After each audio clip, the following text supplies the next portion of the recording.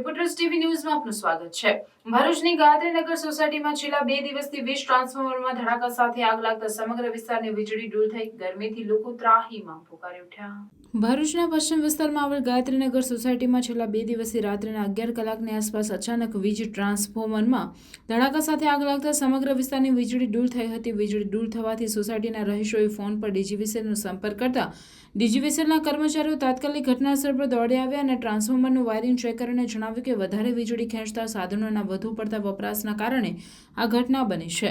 વધુ ઓવરલોડેડ સાધનોના વપરાશના કારણે ટ્રાન્સફોર્મર પર વધુ લોડ પડવાથી ટ્રાન્સફોર્મરમાં શોર્ટ સર્કિટ થવાથી ટ્રાન્સફોર્મરમાં ધડાકો થવાથી ટ્રાન્સફોર્મર બળી ગયું છે। માટે કાલ સવારે નવું ટ્રાન્સફોર્મર નાખીશું ત્યારે પાવર આવશે। આજે આખી રાત તમારે ગરમીમાં વિતાવવી પડશે। વીજ કર્મચારીની આવી વાત સાંભળતા સોસાયટીના રહીશોએ વીજ કંપનીના કર્મચારીઓ પર પોતાનો ગુસ્સો વ્યક્ત કરતા કહ્યું કે હાલમાં 43 ડિગ્રી જેટલી સખત ગરમીમાં અમે લોકો નોકરી ધંધા પરથી થાકીને ઘરે આવીએ અને વીજ કંપનીની આવી બેદરકારીથી આખી રાત પાવર વગર કેવી રીતે વિતાવીએ। હાલમાં શાળા કોલેજના વિદ્યાર્થીઓની વાર્ષિક પરીક્ષાઓ ચાલી રહી હોવાથી વિદ્યાર્થીઓ આટલી સખત ગરમીમાં લાઇટ પંખા વગર કેવી રીતે વાંચે।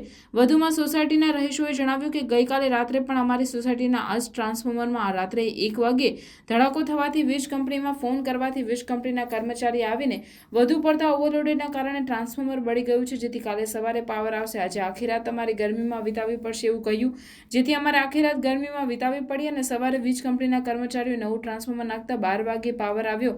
તો તમે એવું કેવું ટ્રાન્સફોર્મર નાખ્યું કે આજે ફરી પાછી ગઈકાલ જેવી સમસ્યા ઉદ્ભવી અને ગાયત્રીનગર સોસાયટીના વિસ્તારમાં વારે ઘડીએ ટ્રાન્સફોર્મરમાં ધડાકા થવાની વારંવાર અને વીજળી ડૂલ થવાની સમસ્યા ઉદ્ભવે છે, જેથી અમારી સમસ્યાનું નિરાકરણ નહીં આવે તો અમે ચક્કાજામ કરી વીજ કંપનીનો ઘેરાવ કરીને ઉગ્ર આંદોલન કરવાની ચીમકી આપી હતી। રિપોર્ટર કેતન મહેતા, ભરૂચ।